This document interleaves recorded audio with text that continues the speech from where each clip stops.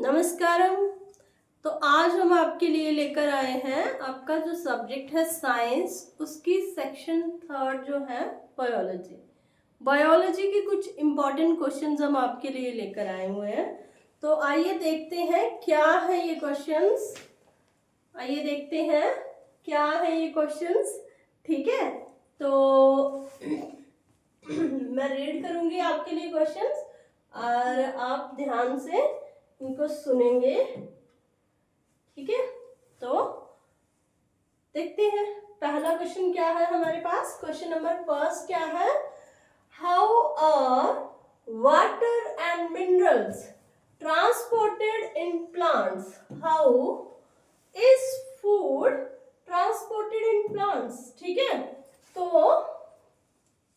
How are water and minerals are transported in plants, how is food transported in plants. तो आपको दोनों concept यहाँ पे बताने हैं। पहले आपको बताना है कि किस तरह से पानी और मिनरल ट्रांसपोर्ट होते हैं प्लांट्स में, और दूसरा आपको बताना है कि किस तरह से जो फूड जब प्रिपेयर हो जाता है तो वो किस तरह से ट्रांसपोर्ट होता है। ठीक है, उसके बाद आपको क्वेश्चन नंबर सेकंड आपके पास क्या है, what is respiration, what are the different ways in which glucose is oxidized to provide energy in various organisms। तो पहले आपको बताना है कि रेस्पिरेशन क्या है, उसके बाद आपको डिफरेंट वेज बताने हैं जिसमें ग्लूकोज ऑक्सीडाइज होकर क्या करता है, एनर्जी प्रोवाइड करता है। ठीक है, वेरियस ऑर्गेनिजम्स को। Question number third is what is nutrition, explain different modes distinguished between autotrophic and heterotrophic nutrition. तो पूरी डिटेल में आपको पूछा गया है। सबसे पहले आपको न्यूट्रिशन बताना है, फिर आपको क्या बताना है, उसके डिफरेंट मोड्स हैं जो न्यूट्रिशन के वो बताने हैं। उसके बाद आपको बताना है कि आपको डिस्टिंग्विश करना है किसके बीच में, हेटरोट्रोपिक और ऑटोट्रोपिक न्यूट्रिशन के बीच में डिफरेंसेस भी आपको बताने हैं। ठीक है, question number fourth is describe the structure and functioning of nephrons.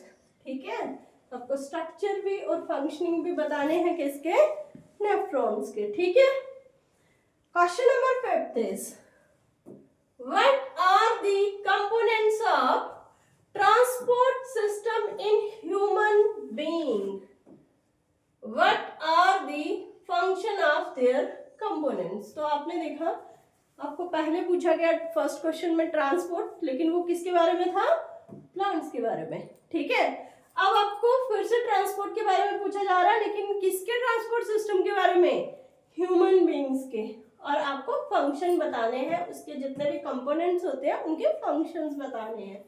ठीक है, question number 6 is compare the functioning of alveoli in lungs and nephron in the kidneys with respect to their structure and functioning. तो बहुत ही important question, बहुत ही important question है। आपको compare करने हैं functions किसके, लंग्स में किसके, एल्वेओलाई के, और किडनीज में किसके, नेफ्रॉन के। और आपको पता है ये दोनों ही बहुत ही इंपॉर्टेंट ऑर्गन है। ठीक है, तो आपको एल्वेओलाई लंग्स का और साथ में नेफ्रॉन्स इन किडनीज का फंक्शंस को कंपेयर करना है। ठीक है, और साथ में स्ट्रक्चर भी देना है, तो फंक्शनिंग इनकी देनी है। ठीक है, question number 7 is what is the difference between reflex section and walking. तो आपको डिफरेंस बताना है किसके बीच का, रिफ्लेक्स सेक्शन और वॉकिंग के बीच का। ठीक है,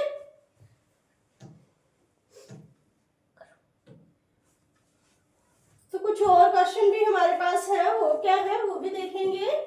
क्या है वो क्वेश्चंस हमारे पास। Question number 8 is how does chemical coordination takes place in animals.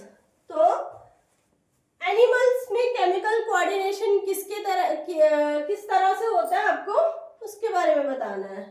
Question number 9 is draw the structure of neuron, explain its function. और आपको न्यूरॉन का स्ट्रक्चर बताना है और उसके फंक्शन को भी एक्सप्लेन करना है, ठीक है। Question number 10 is why is the need for a system of control and coordination in plants. तो आपको बताना है कि प्लांट्स में कंट्रोल एंड कोऑर्डिनेशन के सिस्टम की जरूरत क्यों होती है। Question number 11 is why is DNA कॉपिंग an essential part of the process of reproduction.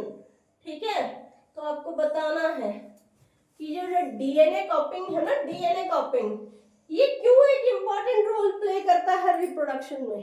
ठीक है, तो आपको उसका पूरा कॉन्सेप्ट यहाँ पर बताना है।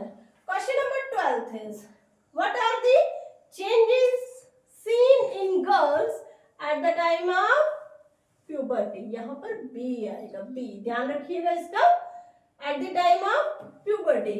तो आपको वो चेंजेस बतानी है जो गर्ल्स में आती है eight the time of puberty, मतलब एडोलसन एज जब चल रही होती है तब। ठीक है, और इसी क्वेश्चन को दूसरी तरह से भी पूछा जा सकता है, गर्ल्स की जगह पर क्या करके भी, बॉयज करके भी। ठीक है, तो आपको तब क्या बताना है, जो बॉयज में चेंजेस आती है eight the time of puberty. ठीक है, question number 13 is how do Mendel experiments show that traits में बी डोमिनेंट और रिसेसिव। तो आपको मेंडल का एक्सपेरिमेंट बता के ये शो करना है कि जो ट्रेट्स होते हैं वो डोमिनेंट या रिसेसिव कैसे होते हैं। ठीक है, question number 14 is how is the sex of child determined in human beings. ठीक है, तो ह्यूमन बीइंग्स में चाइल्ड का सेक्स किस तरह से डिटरमाइंड होता है, तो आपको पता है क्रोमोसोम्स। ठीक है, उसके बारे में आपको सब डिटेल में बताना है। Question number 15 and the last question of this section is explain the terms analogous and homologous organ with examples। तो आपको ये दोनों टर्म्स एनालॉगस और होमोलॉगस ऑर्गन ये आपको एक्सप्लेन करना है। ठीक है, तो ये कुछ इंपॉर्टेंट क्वेश्चन थे हमारे कौन सी सेक्शन के, बायोलॉजी सेक्शन के। तो मैं चाहती हूँ आप इनके क्या ले लो अभी, स्क्रीनशॉट्स। ठीक है,